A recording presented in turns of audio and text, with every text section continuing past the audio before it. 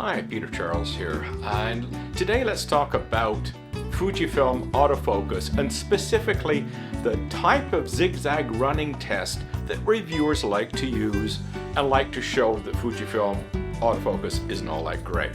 So let's see my version of that test.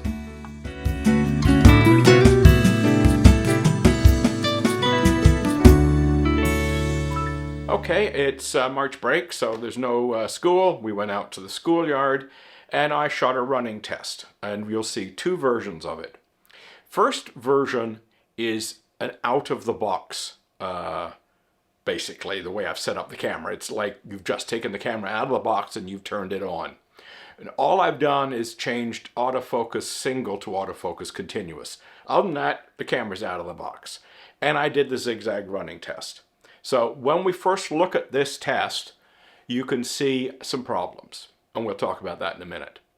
I then reshot the same test with the autofocus tracking turned on and making sure I picked the right autofocus. And we'll talk about those modes and those adjustments that I made, and I'll put them up, a list of those adjustments, so you can see what I actually did. So let's talk about the first one where it was the out-of-the-box situation.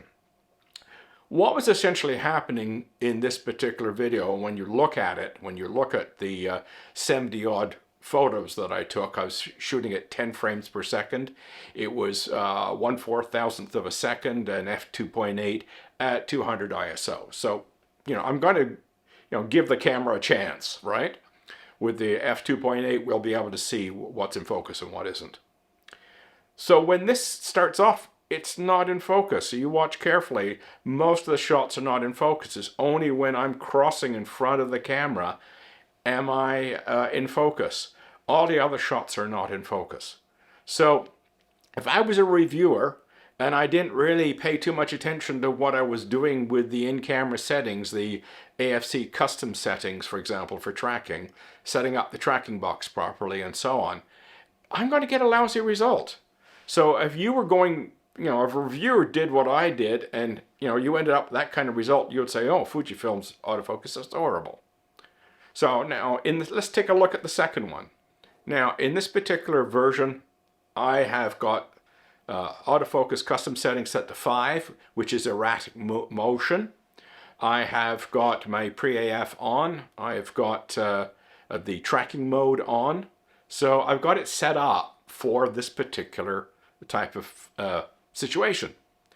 And when you look at it, when I examined all of these photos very, very carefully, what I found was when I was standing still at the start, I was probably pushing the limit of face detect, because I had face detect turned on. So as I come forward, I'm not quite pin sharp. But then as I make my turn from the first cone, the face detect finds me and it locks on. And from that point on, all the way to the end, I am in focus. I am completely locked on the entire way. So except for pushing the limit of face detect, from that point on, as I say, from the first cone on, I'm pin sharp. And even before that, I'm still reasonably sharp. I think for most people's uses, it would be considered sharp enough. So you can see that all you have to do is turn on the right settings and Fujifilm tracking works pretty damn good. So next time you look at a review, see if you can find out what they used.